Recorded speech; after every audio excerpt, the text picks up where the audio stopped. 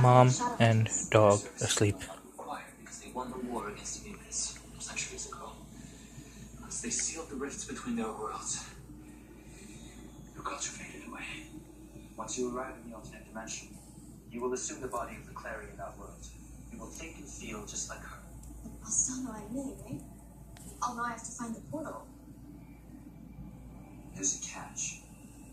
Seriously, there's always a catch. Your alternate self could consume you if you let it. Is there a way to not let it? Focus on the differences between that world and ours.